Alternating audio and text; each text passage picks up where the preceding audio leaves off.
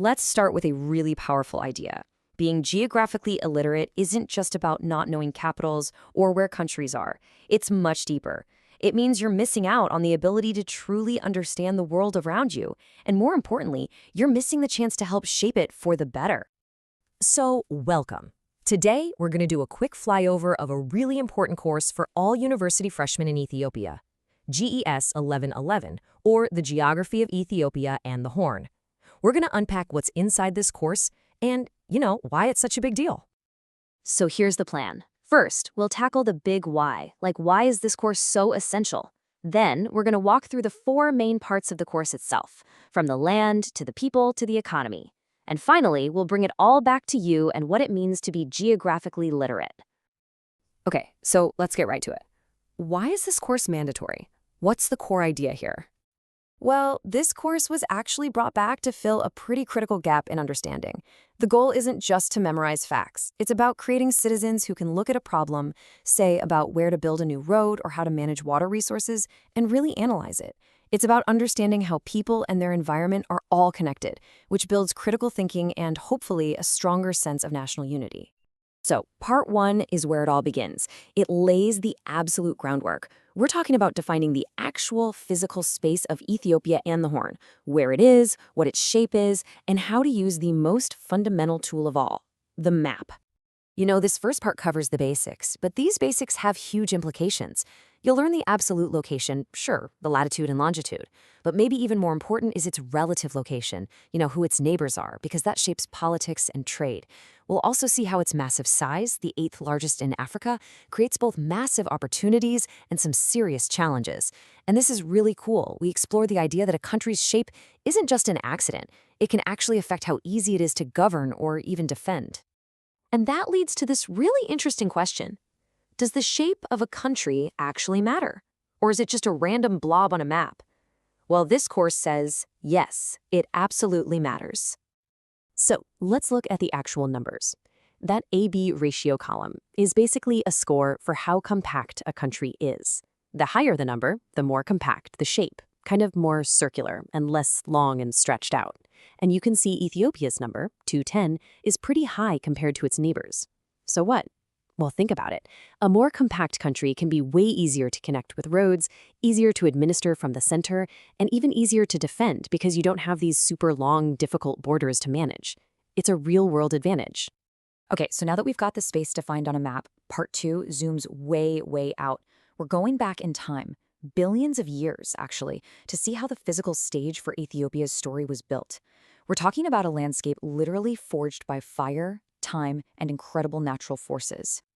I mean, this timeline is just wild. It all starts with these ancient basement rocks. Then, for millions of years, everything was worn down, flattened out into this huge plain. Then, the sea rolled in, leaving behind layers of rock. But the real game changer was the Cenozoic era. That's when this massive chunk of land was pushed up high into the sky, creating the highlands. And then, bam! Tectonic forces literally ripped the continent apart, carving out the Great Rift Valley. And all that geological drama has direct consequences for life today.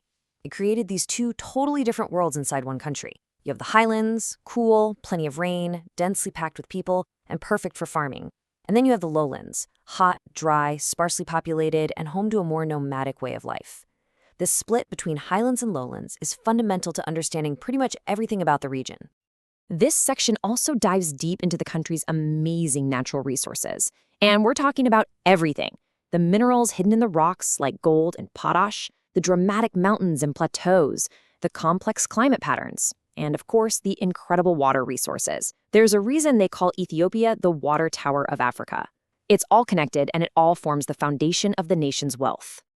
Right, so once we have a solid grip on the physical land itself, the course makes a logical shift. Now we focus on the people who actually live there. And this part isn't just about counting heads. It's about connecting the dots. How do things like birth rates, death rates, and where people move connect to the country's economy and its future? It's all about those profound implications for development. So, this means you'll dig into what drives population change, but you'll also ask why. Why do most people live in the highlands we just talked about? From there, the course explores the incredible diversity of cultures and languages, and it zooms in on a really key theme today: the growing difference and sometimes the friction between life in the countryside and life in the big cities. And that brings us to the fourth and final major part of the course. This is where everything we've learned so far, the land, the resources, the people, all comes together. It's about how people make a living and interact with both the land and the rest of the world. So the course breaks down the economy into these three main engines. You've got agriculture, which is still the absolute backbone of the economy for millions of people. Then you have the growing manufacturing and industrial sector. And finally, you have the service sector, things like tourism and banking, which is becoming a huge driver of growth. And here you get into the nitty-gritty. You'll look at the potential and the real-world challenges in farming. You'll see where factories are located and why. But, and this is so important, the course looks at Ethiopia's place in the whole world. It tackles globalization head-on, asking the tough questions about the good, the bad, and the complicated parts of being plugged into a global economy. So, after going through all four of those big sections, from the shape of the land to the global economy, what's the final takeaway? What's the point of it all? And really, this gets to the heart of it. This course wants to do more than just give you information. It's designed to spark a real passion and a deep appreciation for the country's incredible natural beauty and its rich cultural history. The whole idea is to help nurture citizens who are informed, engaged, and truly enthusiastic about their homeland. In the end, this course basically hands you a map, not just a physical map, but a map for understanding the incredible complexity and amazing potential of Ethiopia and the Horn. So the final question it leaves you with is, now that you have this map, what are you going to do with it?